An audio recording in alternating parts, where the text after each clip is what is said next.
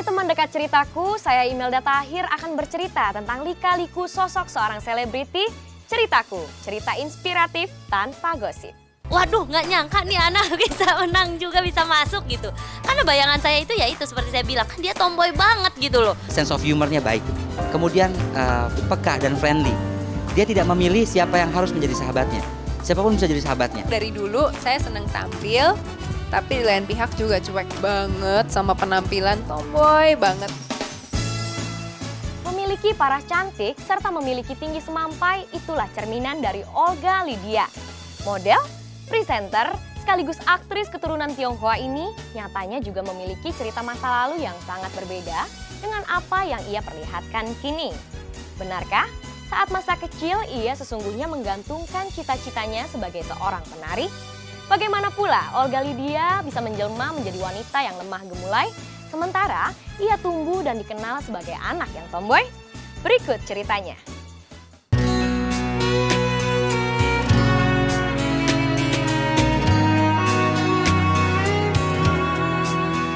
Olga Lydia dikenal sebagai model, presenter, dan aktris.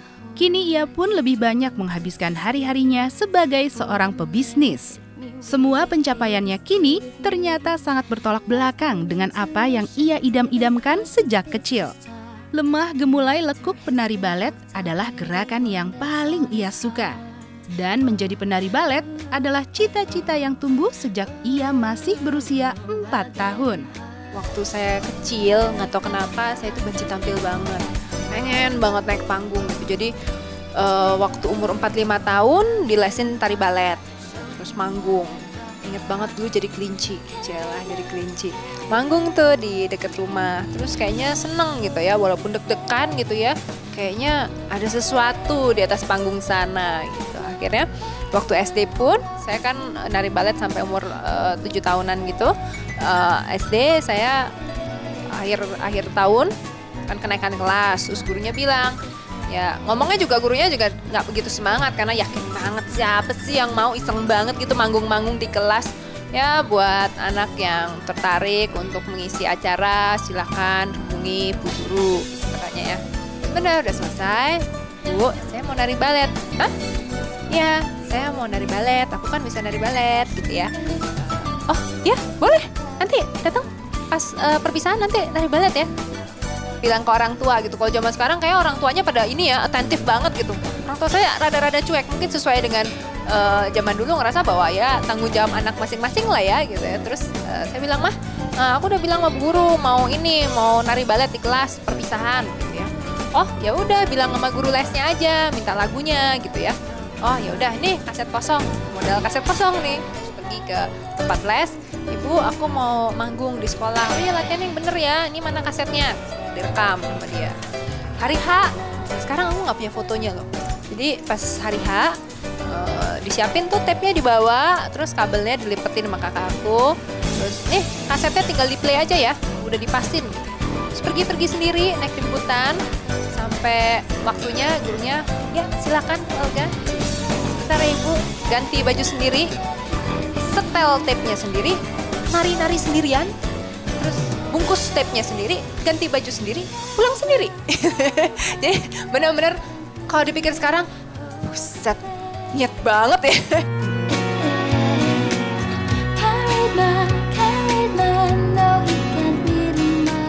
Kecintaan wanita kelahiran Jakarta ini terhadap tari balet menjelma hingga jauh ke dalam jiwa. Kejar-kejaran dengan guru semasa masih SD adalah hal yang biasa. Lantaran Olga Lydia kerap meninggalkan pelajaran.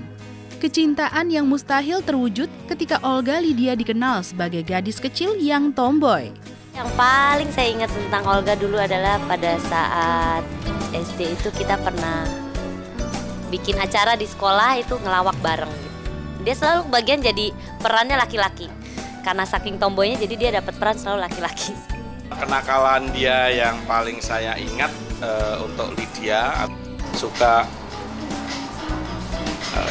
jubit terus ditinggal lari, itu masih ingat sekali ya, terus ubur-uburan. Cita-citanya untuk menjadi seorang penari balet sedikit berubah haluan. Ketika menjejak masa SMA, Olga Lydia jatuh hati pada gerakan tari Bali. Namun itu pun hanya bertahan sampai ia duduk di bangku SMA. Ketika duduk sebagai mahasiswi di Fakultas Teknik, Olga Lydia mulai tampil sebagai MC dalam acara-acara resmi di kampusnya. SMA lagi hobinya nari Bali. Taman Mini tuh zamannya. Taman Mini, terus kemudian nari Bali situ, ditontonin turis-turis, Terus niat banget sampai sekarang masih punya baju nari Balinya. Kuliah nari Bali kayaknya kurang oke nih, bisa ketawain anak-anak yang lain ngeband kok dia nari Bali ya. Terus akhirnya jadi MC. MC-nya dari acara jurusan, acara fakultas, acara universitas, terus acara-acara unit kegiatan, kadang-kadang diperbantukan padahal bukan anggota unit. Jadi dulu tuh sempat bantu paduan suara mahasiswa Parahyangan gitu, ikut MC juga untuk mereka gitu. Jadi MC kampus lah ya gitu ya, bisa dibilang latihannya di situ. Kalau salah-salah nggak boleh protes dong, kan gratis. Jika melihat Olga Lydia kini, mustahil rasanya jika ia tumbuh sebagai wanita tomboy. Bahkan sampai saat kuliah pun, hal ini masih lekat dalam dirinya. Apalagi ketika ia duduk sebagai mahasiswi teknik sipil.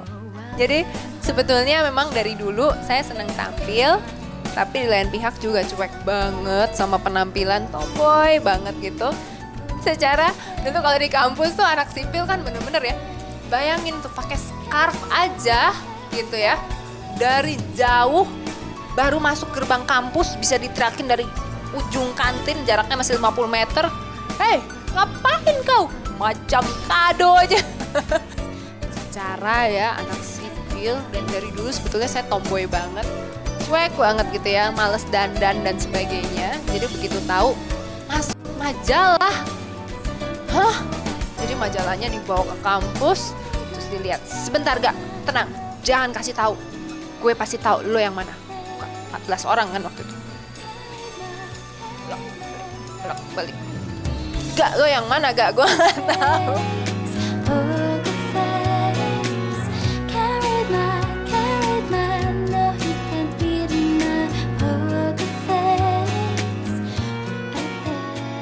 Menempuh kuliah di Fakultas Teknik Sipil, Olga Lydia menemukan peruntungan untuk memulai kiprahnya di panggung hiburan.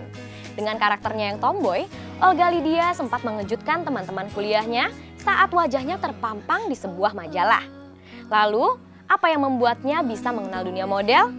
Benarkah ia sempat bimbang untuk melanjutkan kuliah karena tawaran sebagai model kian menjamur? Waduh, nggak nyangka nih anak bisa menang juga, bisa masuk gitu. Karena bayangan saya itu ya itu seperti saya bilang, kan dia tomboy banget gitu loh.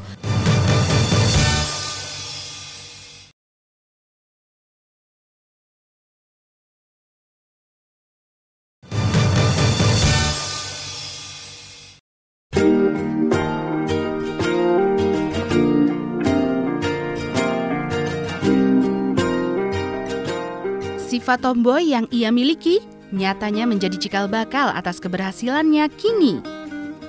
Dengan begitu, Olga Lydia tak pernah menaruh malu ketika berdiri di depan hadapan banyak orang. Olga Lydia yang dikenal sebagai anak tomboy ternyata juga memiliki kegemaran berdandan. Hal yang sangat bertolak belakang tentunya. Namun itulah adanya ia saat itu. Bahkan dengan kegemarannya merias diri ini pula, Olga Lydia berani mengambil tawaran sebagai model. Sebetulnya memang dari dulu saya senang tampil, tapi di lain pihak juga cuek banget sama penampilan tomboy banget gitu. Tapi memang kadang-kadang pengen dandan. Di antara kakak-kakak saya memang bajunya paling berantakan. Tapi saya paling suka dandan. Kadang-kadang tapi nggak tiap hari. Kalau misalnya lagi iseng gitu ya, ada acara apa, wah lagi niat, lagi semangat. Wah, bisa segala peritil-peritil gitu karena suka prakarya juga gitu ya. Jadi prakarya di muka lah intinya gitu ya. Suka dandan, nanti diapain gitu. Akhirnya ya udah, awal-awal jadi model sih jadi model yang paling seru dandan suka gitu. Dan dari situlah cikal bakal seorang entertainer itu tumbuh dalam dirinya. Tak ayal ketika paras cantiknya terpampang di majalah, rekan-rekan Olga Lydia seakan tidak percaya. Saat itu para sahabat tak yakin jika teman mereka yang tomboy mampu bermetamorfosis menjadi seorang model yang cantik jelita. waduh nggak nyangka nih anak bisa menang juga, bisa masuk gitu. Karena bayangan saya itu ya itu seperti saya bilang, kan dia tomboy banget gitu loh.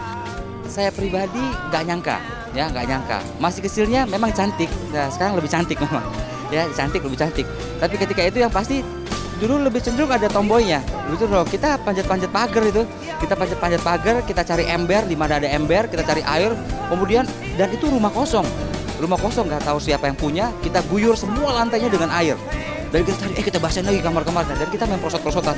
Buka kaos, kita prosot-prosotan, sampai baret-baret semua. Jadi nggak nyangka.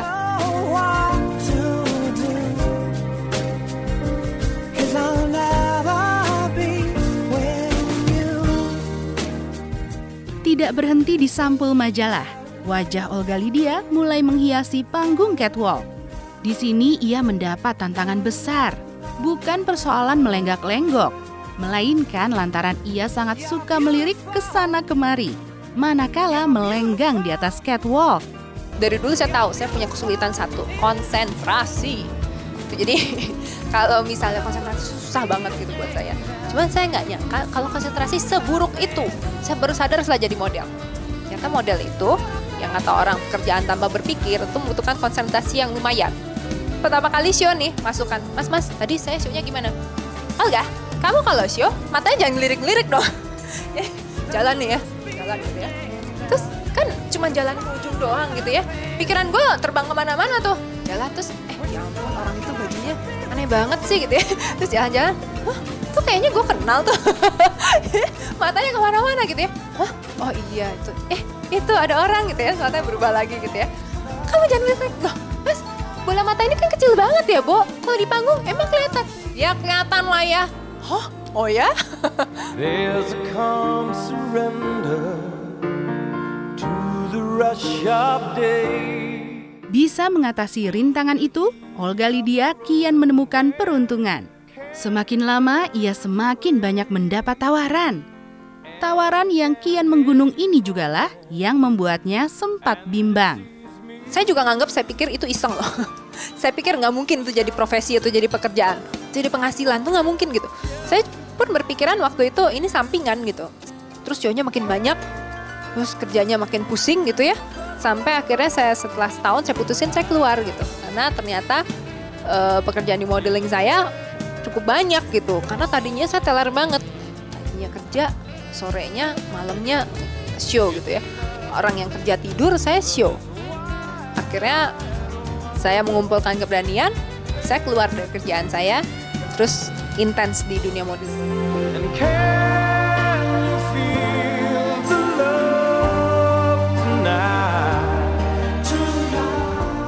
Bak kecanduan, Olga yang mulai nyaman dengan dunia model terus menggali bakat terpendam yang ia miliki. Usahanya berbuah manis ketika wajahnya tidak hanya terlihat di panggung catwalk dan majalah semata. Olga Lydia mulai menjejal kemampuannya sebagai presenter dan merambah dunia akting. Lalu bagaimana Olga Lydia bisa terjun ke dunia tersebut? Benarkah semua itu ia gapai secara kebetulan? Simak ceritanya setelah yang berikut ini. Ketika pertama kali main di Loven Quiz sama saya ya, menurut saya aktingnya cukup bagus.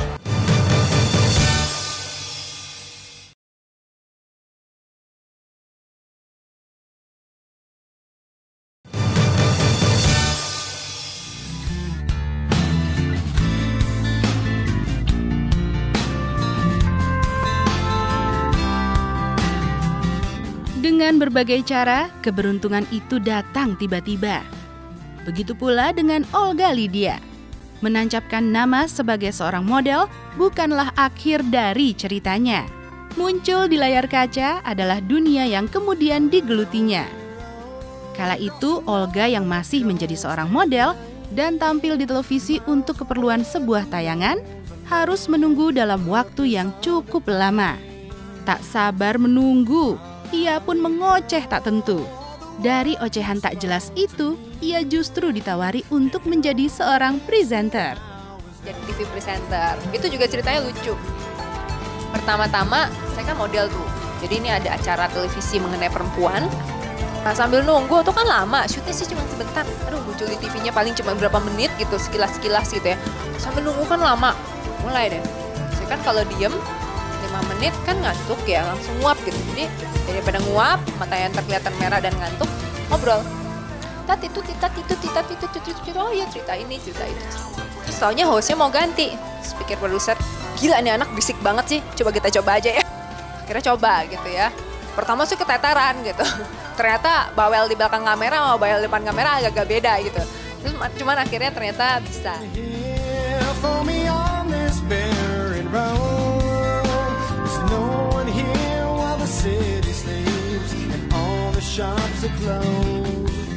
Muncul di layar kaca, Olga Lydia merambah dunia peran, yang kemudian juga diapresiasi oleh rekannya dalam sinetron Love and Quay, Ferry Salim. Dapat sutradara Hani Saputra. Terus pas casting, Mas Hani ini sangat-sangat perfect gitu ya. Dia berikutnya dia bikin Mirror, dia bikin Virgin. Saya kan nggak pernah acting, kemudian disuruh acting, menangis, berguling-guling. Itu tuh di lantai kantor gitu. You have to choose right or wrong, black or white. Money. Enjoy, bos.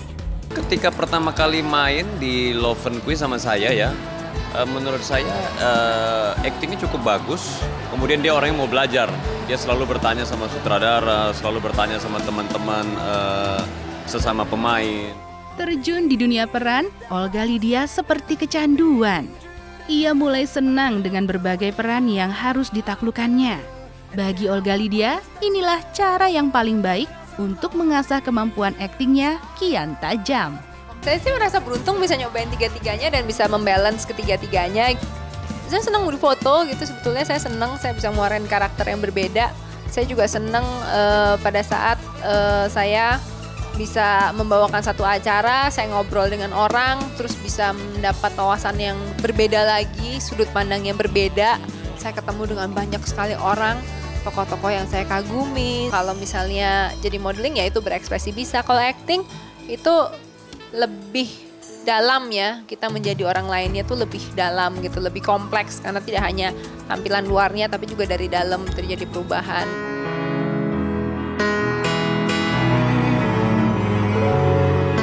Dari sana, Olga Lydia semakin terbuka cakrawalanya. Bahkan tidak hanya sebatas memainkan berbagai peran, ia juga terjun sebagai salah satu sutradara dalam film omnibus Recto Verso. Baginya, inilah keajaiban yang telah menuntunnya dari seorang gadis tomboy yang gemar menari balet, hingga menjadi entertainer yang telah mencicipi berbagai bidang pekerjaan. Menjadi seperti sekarang pun itu sudah suatu keajaiban tersendiri, mengingat dari keluarga saya, walaupun dari kecil saya udah bebaletan di mana-mana sampai niat banget gitu baletan di kelas gitu ya. Tapi sebenarnya sama sekali nggak kebayang gitu oleh saya bahwa saya bisa jadi entertainer gitu. Karena dari orang tua saya, seluruh jajaran kakak-kakak saya, jajaran sepupu-sepupu saya, nggak ada satu pun yang jadi entertainer. Jadi buat saya tuh waktu itu ngelihat orang-orang yang TV tuh kayaknya jauh banget gitu, kayaknya nggak mungkin gitu. Tapi ternyata kalau memang dalam hati kita benar-benar pengen gitu ya, akhirnya jadi dekat juga gitu. Ada juga tiap ada kesempatan dari yang gratis-gratis itu diambil, akhirnya orang juga ngelihat, terus jadi ngasih tahu informasi. I tried to go on like I never knew you. I'm awake, but my world is half asleep. Sukses sebagai entertainer, Olga Lydia tak begitu saja puas diri. Ia mulai mengepakkan sayap dan menjadi seorang pebisnis. Lalu apa yang membuatnya mulai menekuni dunia bisnis? Benarkah lantaran Olga Lydia mulai takut kehilangan karirnya di panggung hiburan? Dan ketika sukses telah ia genggam, apalagi yang masih menjadi impian Olga Lydia? Simak ceritanya setelah yang berikut ini. Sense of humornya baik, kemudian peka dan friendly. Dia tidak memilih siapa yang harus menjadi sahabatnya. Siapapun bisa jadi sahabatnya.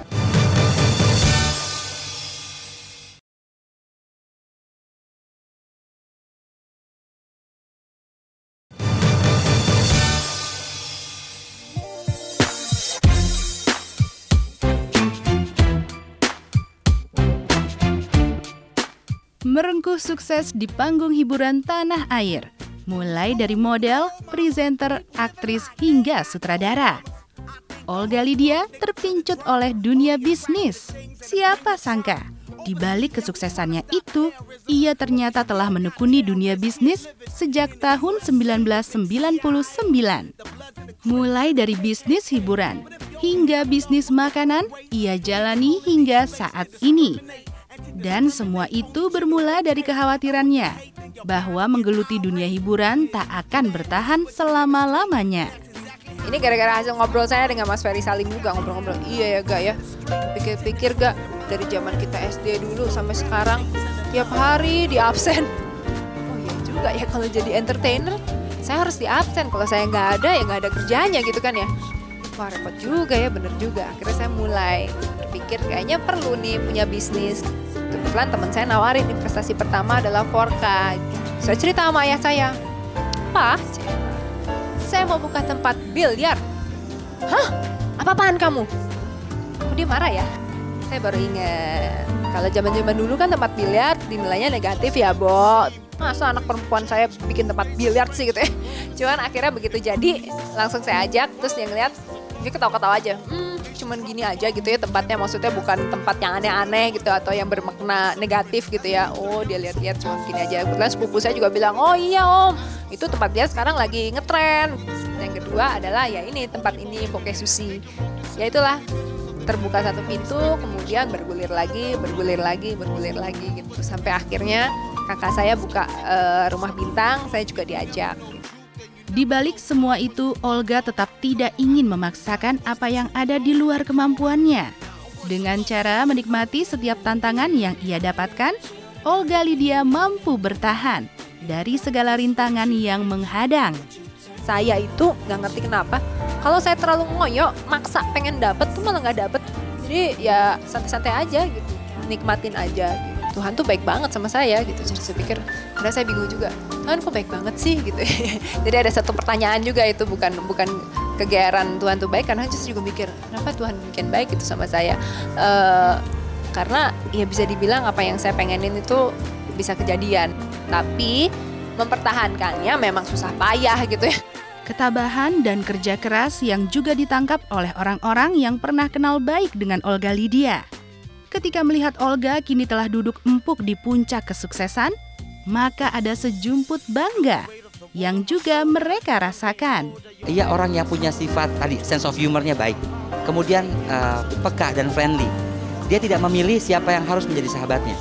Siapapun bisa jadi sahabatnya. Dia baru saja menerima awards sebagai pengusaha, selebriti pengusaha. Wah hebat, congratulations ya Gak. Sosok seorang Olga Lydia itu orangnya asik, supel, penuh bercanda, dan Olga si ini Lydianya cantik.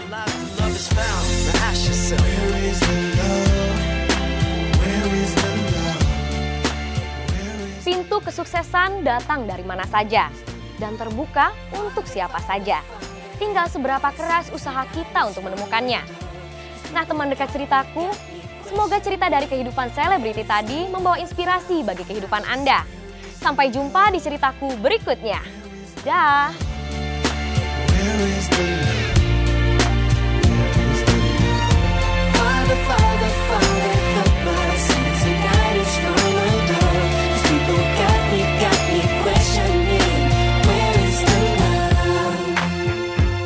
Sing with me, y'all. One world, we only got one world, that's all we got, one world. Something's wrong with it, something's wrong with it, something's wrong with the world, yeah. We only got one world, that's all we got, one